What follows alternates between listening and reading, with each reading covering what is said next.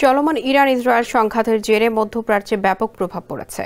এই উত্তেজনার কারণে কাতার, সংযুক্ত আরব আমিরাত, কুয়েত এবং বাহরাইন তাদের আকাশ সীমা সাময়িকভাবে বন্ধ ঘোষণা করেছে। মূলত কাতারের মার্কিন সামরিক ঘাঁটিতে ক্ষেপণাস্ত্র হামলার খবর পাওয়ার পরপরই মধ্যপ্রাচ্যের ওই 4টি দেশ তাদের আকাশ সীমা বন্ধের ঘোষণা দেয়। এর ফলে সোমবার রাত থেকেই বাংলাদেশ থেকে এই দেশগুলোতে বাণিজ্যিক বিমান চলাচল আপাতত বন্ধ হয়ে গেছে।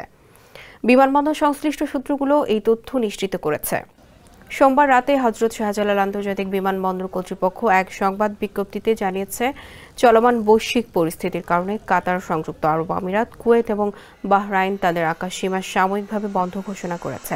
কাম অন ব্রো, এসব অনেক কিছু আসবে আর যাবে, এক্সপার্ট কিন্তু থেকেই যাবে।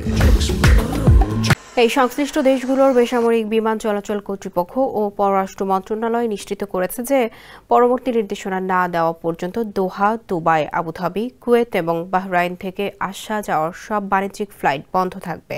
বিমানবন্দর কর্তৃপক্ষ বিশেষভাবে অনুরোধ করেছে, যারা দোহা, দুবাই, আবুধাবি, কুয়েত এবং বাহরাইন রুটে ভ্রমণের পরিকল্পনা করছেন তারা যেন জরুরি ভিত্তিতে নিজ নিজ এয়ারলাইন্স অফিসের সঙ্গে যোগাযোগ করেন এবং পরবর্তী নির্দেশনা অনুযায়ী ভ্রমণের সময়সূচি পুনর্নির্ধারণ এবং প্রয়োজনীয় ব্যবস্থা নেওয়ার জন্য অনুরোধ করেছে বিমানবন্দর কর্তৃপক্ষ।